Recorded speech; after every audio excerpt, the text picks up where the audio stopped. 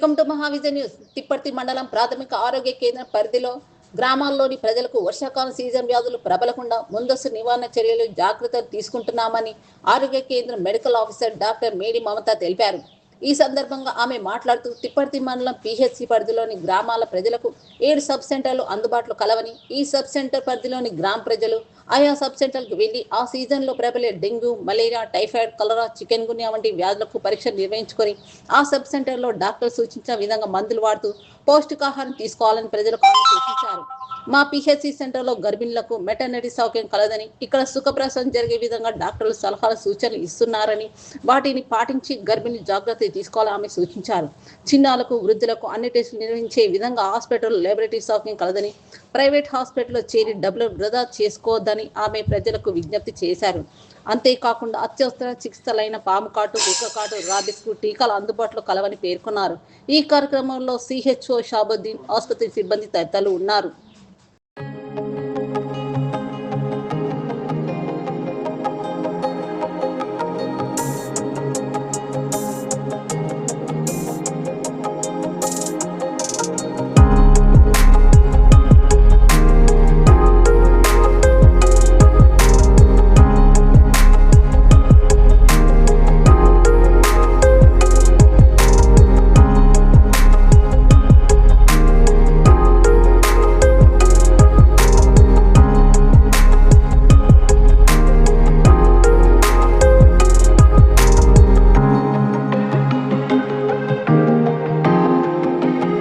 తిప్పర్తి మండల పట్టణ ప్రాథమిక ఆరోగ్య కేంద్రంలో ఉన్నాము.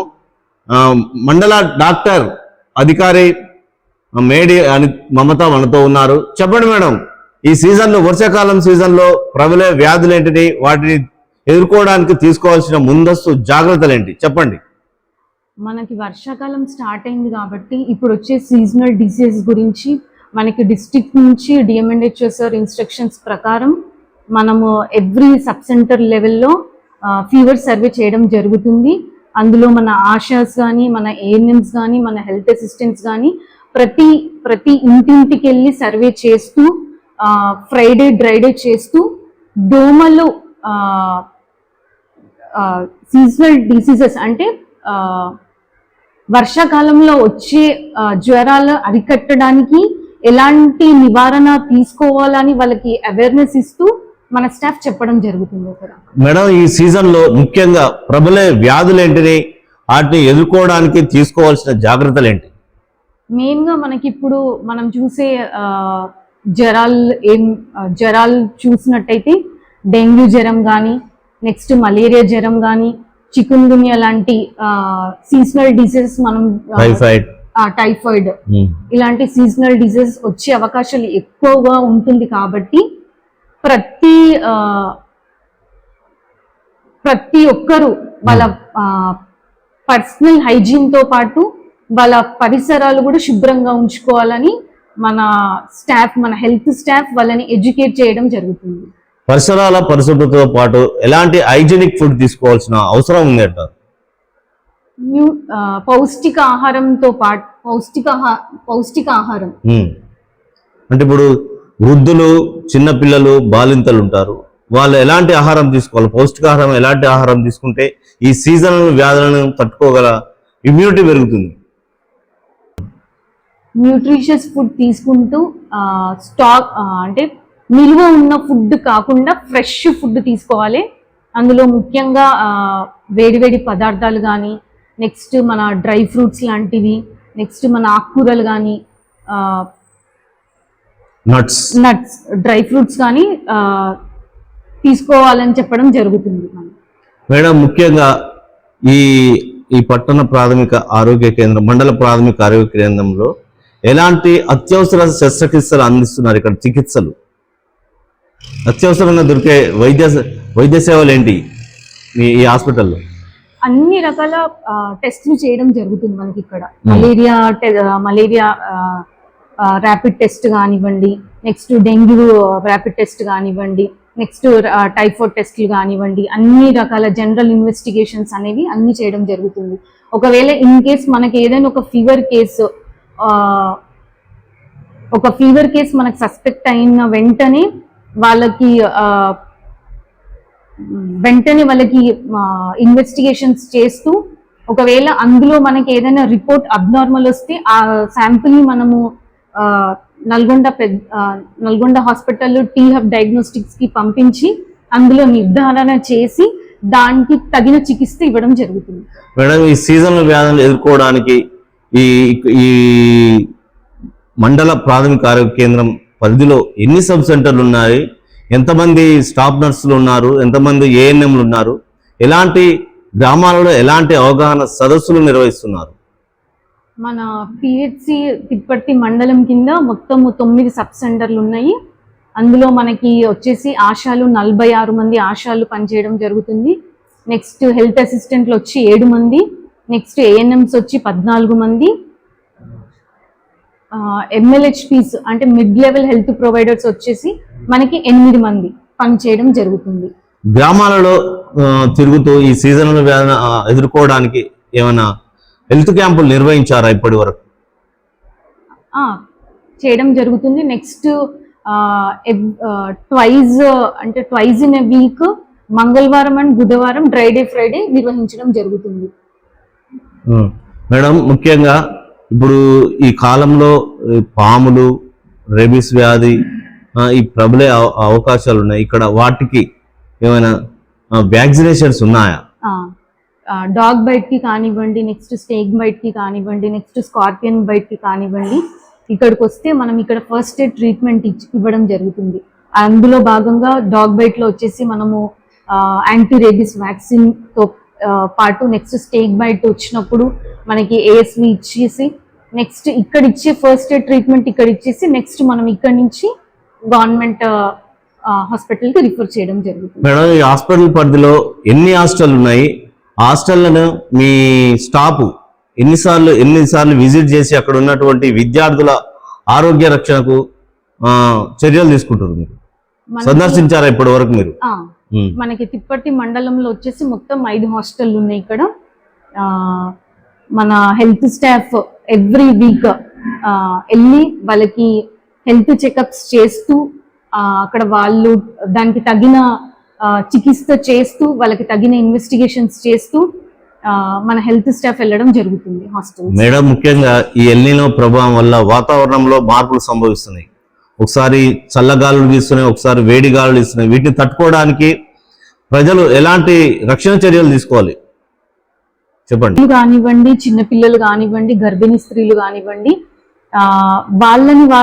వాళ్ళని వాళ్ళు పరిశుభ్రంగా ఉంచుకుంటూ వాళ్ళ పరిసరాలను పరిశుభ్రంగా ఉంచుకుంటూ పౌష్టిక ఆహారాన్ని తీసుకుంటూ వ్యాధులను నివారించుకోగలగడం. మేడం, ముఖ్యంగా ఈ తిప్పర్తి మండల ప్రాథమిక ఆరోగ్య కేంద్రంలో ఎలాంటి వైద్య సౌకర్యాలు కానీ మెడిసిన్స్ అందుబాటులో ఉన్నాయా? అన్ని రకాల మందులు మనకి ఇక్కడ అందుబాటులో ఉన్నాయి. అంటే ముఖ్యంగా ఇప్పుడు లిపిడ్ ప్రొఫైల్ అని ఇవన్నీ ఉంటాయి కదా మేడం? అన్ని ఇన్వెస్టిగేషన్స్ మనకు అందుబాటులో ఉన్నాయి. అన్ని రకాల మెడిసిన్స్ కూడా మనకు అందుబాటులో ఉన్నాయి. ఇప్పుడు ముఖ్యంగా చెప్పండి, ప్రజల ఆరోగ్య పరిరక్షణకు ప్రజలు తీసుకోవాల్సిన చర్యలు ఏంటి? మీరు ఏం విజ్ఞప్తి చేస్తున్నారు ప్రజలకు? వర్షాకాలంలో మనకి అనేక రకాల సీజనల్ డిసీజెస్ అంటే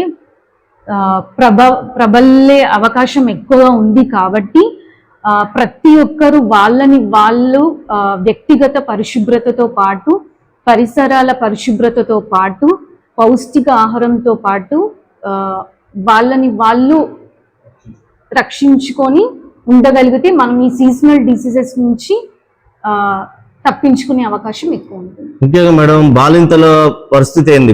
మెటర్నిటీ సేవలు ఎలా ఉన్నాయి? ప్రసూతి సేవలు ఎలా ఉన్నాయి ఈ హాస్పిటల్లో? ప్రతి శుక్రవారం ఇక్కడ మనకి ఏఎంసీ క్లినిక్ ఏర్పాటు చేయడం జరిగింది. అందులో ప్రతి వారము 3 సబ్ సెంటర్స్ నుంచి మన గర్భిణీ స్త్రీలు ఇక్కడికి రావడం జరుగుతుంది. నెక్స్ట్ వాళ్ళకి తగిన పరీక్షలు, తగిన మందులు ఇక్కడ సరఫరా చేయడం జరుగుతుంది. ఇక్కడికి కొత్తగా వచ్చినటువంటి డిఎంహెచ్ఓ గారు సందర్శించారా? సందర్శించి వాళ్ళు ఎలాంటి సలహాలు సూచనలు చేశారు? వచ్చారా ఇప్పటి వరకు మేడం? ఇప్పటివరకు అయితే మేము ఇటీవల నిర్వహించిన మీ మీటింగ్ లో ఏం సలహాలు సూచనలు చేశారు?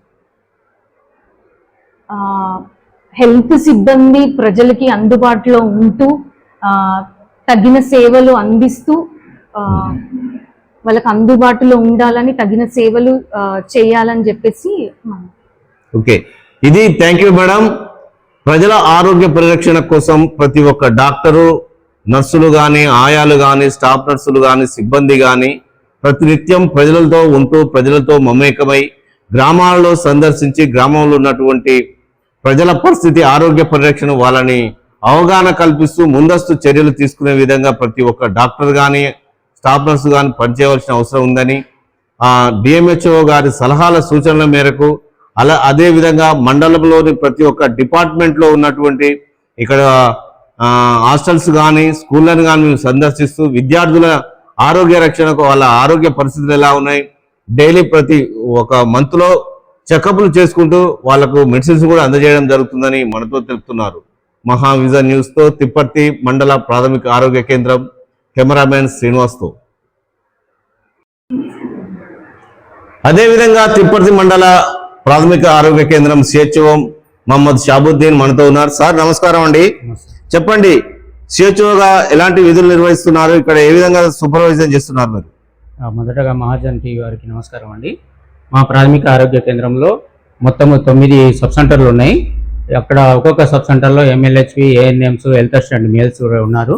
అయితే ఈ సీజనల్ డిసీజెస్ గురించి ముఖ్యంగా ఈ సీజనల్ డిసీజ్లో ఇప్పుడు వాతావరణం మార్పులు ఎల్లిన ప్రభావం వల్ల ఈ వెదర్ చేంజ్ అవుతుంది కాబట్టి దీనికి సంబంధించినటువంటి ఈ సీజనల్ డిసీజ్ స్టార్ట్ గురించి మన గౌరవ డిఎంహెచ్ఓ గారి ఆదేశాల ప్రకారము మేము పిఎస్సికి ఒక RRT టీం వేసుకున్నాము. RRT టీంలో మెడికల్ ఆఫీసరు, CHO, తర్వాత సూపర్వైజరు, తర్వాత లోకల్ ANM, ఒక 2 హెల్త్ అసిస్టెంట్లు, ఒక స్టాఫ్ నర్సును కూడా వేసాము. వేసి RRT టీం వల్ల RRT టీం ద్వారా మేము ఎక్కడైనా ఏమైనా ఫీవర్స్ కానీ ఎక్కడైనా ఏదైనా జరిగినట్లయితే ఏమంటే ఈ RRT టీము స్పందిస్తుంది. ఈ తర్వాత ప్రతి విలేజ్లో రోజుకి ఆశాలు, ఒక్కొక్క ఆశ 20 హౌసెస్ చొప్పున మేము జూలై 1 నుంచి ఫీవర్ సర్వే స్టార్ట్ చేశాము. ఇప్పటి వరకు మాకు మొత్తం కూడా 15 ఫీవర్స్ వచ్చాయి ఈ రోజు వరకు. ఆ ఫీవర్స్ ఎక్కువగా ఫీవర్ ఉన్నటువంటి, కంట్రోల్ కానటువంటి ఫీవర్లని మేము డాక్టర్ గారికి పిఎస్సికి రిఫర్ చేపిస్తున్నాం. రిఫర్ చేపించి ఇక్కడి నుంచి శాంపుల్స్ తీసి వాళ్లకు డెంగ్యూ కానీ, మలేరియా కానీ, చికెన్ గున్యా కానీ, టైఫాయిడ్ కానీ ఇలాంటివి ఏమన్నా ఉన్నట్లయితే ఇన్వెస్టిగేషన్లో పాజిటివ్, స్ట్రిప్ మెథడ్లో పాజిటివ్ వచ్చినట్లయితే మేము అక్కడ శాంపుల్ తీసుకొని టీహబ్కు పంపిస్తున్నాం. టీహబ్ నుంచి ఎలాంటి రిపోర్ట్ వచ్చినా కూడా మేము ఏమంటే ఇన్వెస్టిగేషన్ చేసి ఆ విలేజ్కి వెళ్ళి అక్కడ ఉన్నటువంటి పరిస్థితులని అంచనా వేసి అక్కడనే ట్రీట్మెంట్ ఇవ్వడం జరుగుతుంది. ఏమైనా కరోనా టెస్ట్ నిర్వహిస్తున్నారు? కరోనా అయితే ఇప్పుడు ఏం చేస్తలేము సార్. అంటే వేరే రాష్ట్రాల్లో కరోనా ప్రబలుతుంది, ఆంధ్రాలో కరోనా వచ్చిందని మేము కూడా పేపర్లో విన్నాము. మన దగ్గర అయితే అలాంటి పరిస్థితి ఏమీ లేదు. తర్వాత సీజనల్ డిసీజెస్ గురించి, తర్వాత ప్రతి హాస్టల్లో, తర్వాత విద్యార్థులకు వీళ్ళందరికీ కూడా మోటివేషన్ చేయడం జరుగుతుంది. పర్సనల్ హైజీన్ గురించి, తర్వాత ఈ సీజనల్ డిసీజ్ రాకుండా ఏం జాగ్రత్తలు తీసుకోవాలి, పరిసరాలు ఎట్లా పరిశుభ్రంగా ఉంచుకోవాలి, తర్వాత హైజీన్, పర్సనల్ హైజీన్ ఎట్లా ఉండాలి అనేటువంటి హ్యాండ్ వాష్ గురించి మా సిబ్బంది, మేము అన్ని హాస్టళ్లకు తిరిగి అక్కడ టెస్టులు కూడా చేపించి వాళ్లకు బోధించడం జరుగుతుంది.